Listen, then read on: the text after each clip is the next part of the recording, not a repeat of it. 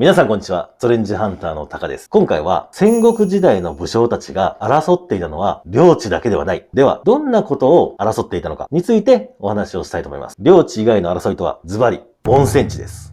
いかにいい温泉地を手に入れられるか。それによって戦いの行方も左右をされていたんです。では、一体なぜ領地だけではなく温泉地まで争っていたのか。この理由は治療のためなんです。時は戦国時代。武将たちは戦いに明け暮れていました。戦国時代には多くの武将たちが登場しますが、じゃあ、織田信長で例えましょうか。織田信長は戦闘力の高さと残忍さでとても有名な人です。一度敵と見れば容赦はしません。もうね、攻め倒してもう滅ぼすんですね。そこまでやるのが織田信長です。織田信長は15歳の時に初戦を迎えました。そこから47歳で亡くなるまでに32年間、どれぐらい戦ったと思います？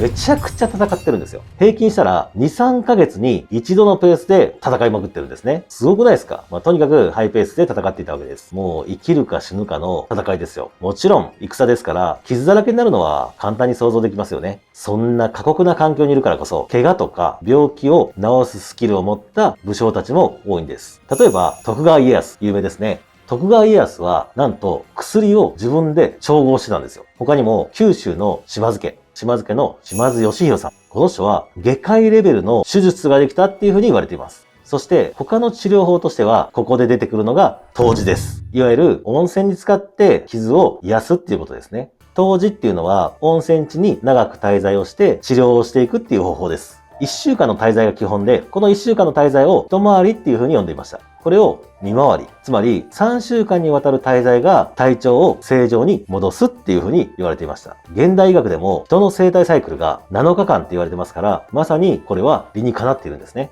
温泉地っていうのは全国にたくさんあります。今回は湯治場として有名な温泉地、草津温泉に行ってきました。この風景、結構ね、見たことある人多いんじゃないですかね。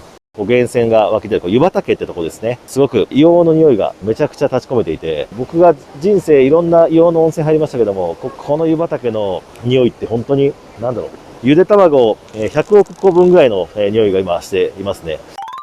草津温泉は群馬県にある温泉地です。有馬温泉、下呂温泉と並ぶ天下の三名泉。恋の病以外効かぬ病はないと言われるほど効能が高い天下の名湯だと言われています。効能の高さから江戸時代温泉番付では当時の最高位である東の大関、火山の活動によりできた火山性温泉、それがこの草津温泉です。各火山である草津白根山、ここから流れてくる地下水と火山ガスが混ざり合って温泉が湧き出ます。そして草津温泉といえば日本一の湯量、源泉かけ流し、見てください。むちゃむちゃ出とるでしょ。もう出まくってますよ、温泉が。日本一の自然湧出量を誇っています。なんとその量、毎分32,300リットル以上。1日にドラム缶約23万本っていう、もうわけのわからん量が出まくってます。草津温泉のお湯はほとんどの細菌や雑菌が繁殖できません。全部ね、死んじゃうんですよ。それでこのお湯は擦り傷とかの炎症にもとても効果があるんです。その殺菌効果は絶大で、去年、草津の温泉水がコロナの不活性化、これに効果的だと判明したんですよ。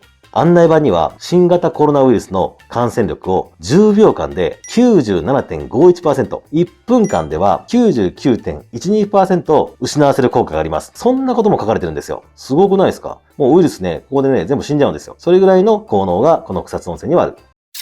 擦り傷とか、炎症、そういった怪我が治るってことは、それはもう戦国武将からしたら、喉から手が出るほど欲しいですよね。というか、現代人もこれは行った方がいいですね。この最強の温泉、草津温泉を手に入れた人物というのは、武田信玄です。草津温泉を湯治として使う3ヶ月間。この間、他の人は利用しないように近隣の豪族に命令して、自分の軍の兵士だけを癒したんですよ。戦が多い時代は兵力がとても大事になってきますからね。なので、兵の傷をなるべく早く癒して、兵力として回復させて、そしてまたすぐ戦場に出させる。そんな風に使ったんですね。さらに武田信玄は、温泉を治療の目的だけに使うんではなくて、軍事資金の確保にも使ったんですよ。温泉の近くには、硫黄などの鉱脈、それがたくさんあったんですね。そこからさらに時が進んで、江戸時代には徳川家も使用していました。江戸の将軍、徳川家康をはじめ、8代将軍、吉宗や10代将軍、家治なども樽にお湯を入れて、わざわざ江戸に運ばしたんですよ。そのお湯を汲んだ場所が今でも残されています。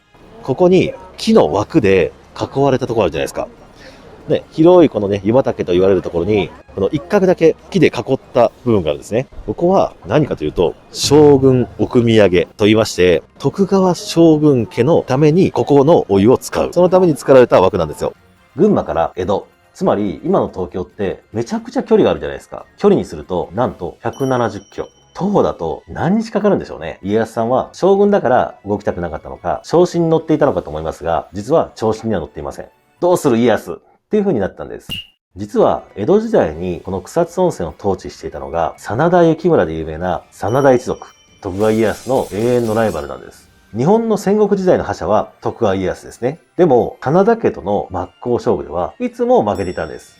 真田家は強くて、徳川家康はめちゃくちゃビビってたんですね。なので、草津温泉に入りに行きたくても、真田家が統治しているから行けないんですよ。なので、仕方なくこっそり樽にお湯を入れて持ち帰らせてたんですね。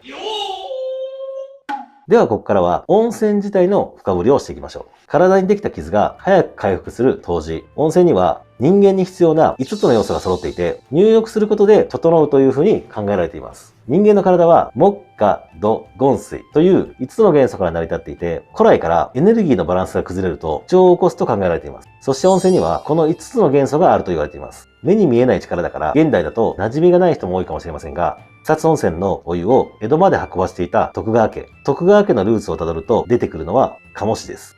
陰陽の術に優れていて、時の帝から絶対的な信頼を得た鴨氏が見えないものの力を信じて戦国の世を勝ち抜き天下統一したのかもしれません。治療だけでなく天下統一の一端を担ったのがこの草津温泉かもしれません。そうなると武将たちは喉から手が出るほど欲しくなっちゃいますよね。僕が武将だったら喉から手が出るほど欲しくなるのが草津温泉の近くにある白根山山頂にあるエメラルドグリーン色の火山湖、湯釜です。この湯釜がめっちゃ欲しいです。草津温泉には白根神社っていう神社があります。活火山でもある白根山がご神体です。実は白根神社、もともとはご神体である白根山の山頂に鎮座をしていました。今も奥宮が頂上付近にあって鳥居や祠があります。しかし古くは湯釜の中に社殿があったと言われているんです。火山湖の中ですよ。すごくないですか？水温が年間を通して18度あります。そのため極寒の冬でも凍結をしないんです。直径約300メートル、水深約30メートル。火山活動による硫黄が溶け出していて、pH 値は1程度という世界有数の強酸性の湖です。酸性の強さは釘とか1円玉を1日浸すだけで全部溶けてしまうんです。この湯釜を持っていれば、周りは硫黄や金属の鉱脈もあるだろうし、お湯を薄めたら湯治にも使える。この湯釜を使えれば武将界のトップになれると思います。今回は戦国時代の武将が自らの領地と同じぐらい重要視していた温泉地について話をしました。次の動画も楽しみにしておいてくださいね。それでは今回もご視聴ありがとうございました。喉から手が欲しくなるぐらい